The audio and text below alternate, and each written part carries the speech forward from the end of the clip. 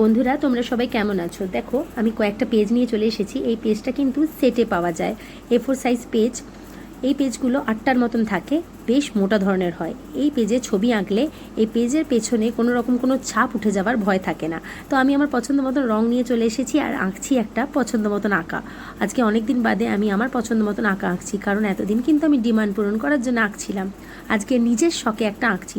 তবে নিজের শখ বলতে পুরোটা আমি বলবো না সেটা, কারণ এটা কিন্তু একটা ছোট্ট বাচ্চাকে উপহার হিসাবে আমি দেবো। সে মাধ্যমিকে খুব ভালো রেজাল্ট করেছে, সেই জন্য আমার তরফ থেকে তার জন্য এটা কংগ্রাচুলেশন গিফট। কেমন হয়েছে তোমরা জানিও। আজকে অনেক দিন বাদে আমি 3D ছবি আঁকলাম। 3D ছবি আঁকতে আমি ভীষণ ভালোবাসি। আমার ফার্স্ট ছবি আঁকা স্টার্টিং হয়েছিল 3D এঁকে। তো বন্ধুরা আমি এটা ফ্রেমবন্দি করে নিলাম, কারণ যে কোনো জিনিস সুন্দর করে ফ্রেম করলে তবেই তার কদর থাকে আর যত্নও পাওয়া যায়। বন্ধুরা একটা ছোট্ট কার্ড আমি চিটিয়ে দিয়েছি আর পেছন দিকে রিয়াজ ক্রিয়েশনও লিখে দিয়েছি। কেমন হয়েছে তোমরা জানিও, কারণ তোমাদের ওপিনিয়ন আমার ভীষণ প্রয়োজন। আজকের মতন আমার ভিডিও এইটুকুই, পরে তোমাদের সাথে দেখা হবে অন্য কোনো ভিডিওতে।